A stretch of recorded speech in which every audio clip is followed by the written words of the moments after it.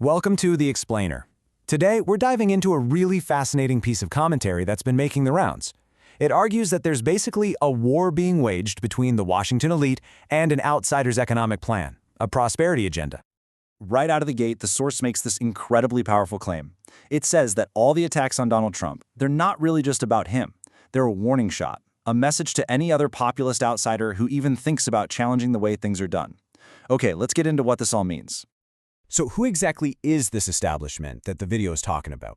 Well, according to the source, it's not as simple as one political party or the other. No, it's described as something deeper, more like a culture, or a really exclusive club that protects its own at all costs. Yeah, the speaker defines it less as some formal group and more as a mindset, a way of thinking that says, we know best. It's this tight-knit circle where the real power and the real money in the country are concentrated, and it doesn't really matter who happens to be in office. And here's how you get in, according to the source. It's not about what you've achieved. It's about your pedigree. Did you go to the right schools? Come from the right family? Do you think the right way?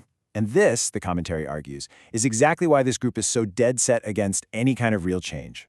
And this really gets to the heart of the whole conflict. The source basically says that someone like Trump can never be allowed into the club. Why? Because the second they let him in, all the rules they've used for decades to keep people out, well, they just crumble. Letting him in would mean the end of their entire world. Okay, so after laying out this big conflict, the commentary pivots.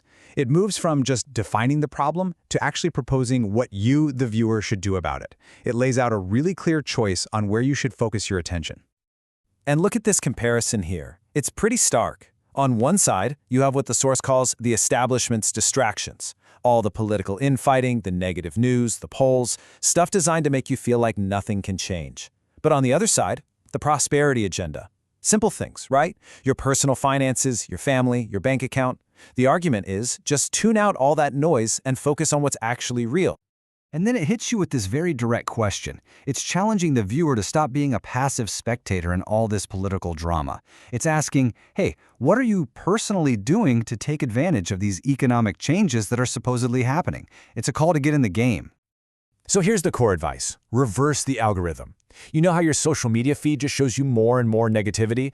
The source says you have to actively break that cycle. Stop paying attention to what it calls the crazy crap and start intentionally looking for information on actual financial policy. Of course, it's one thing to make these claims, but you gotta have some proof, right? So this next part of the commentary is where the source lays out the numbers that it says prove this prosperity agenda isn't just talk, it's actually happening. First up is this huge number on immigration, 2 million. That's the number of people the source claims have gone home as a direct result of closing the border. This is presented as a major policy achievement. Next, something that hits a little closer to home for most of us, the price of gas. The source points out that the national average has dropped below $3 a gallon. That's a real, tangible change that people feel every single week. And finally, we're talking about tax refunds. The projection here is that a new tax bill could mean an average refund of around $2,000. Kind of like a surprise windfall that most families weren't expecting. And according to the source, these financial benefits aren't just random luck. They're being tied directly back to a single major piece of legislation, what it calls the One Big Beautiful Bill, that it says is delivering on promises. So let's break down what's supposedly in this bill. No tax on tips for service workers. No tax on overtime pay for hourly workers. If you're buying a car, you can write off the interest. And there's a new deduction for seniors. Each of these is framed as a very specific benefit for working Americans. And on top of that one bill, the source points to some other things it calls affordability hacks. Stuff like looser EPA rules to make cars cheaper, an expanded child tax credit, and interest rates dropping just in time for the spring housing market. The goal, it argues, is to tackle the cost of living from all sides. So, we've gone through the conflict, the call to action, and the evidence. Now, the commentary brings it all together for one final big takeaway. And here it is. The core message is that this whole situation is a battle of perception. The source argues there's this huge gap between the story of failure you're hearing from the establishment and the actual financial reality that it claims you can see in your own bank account.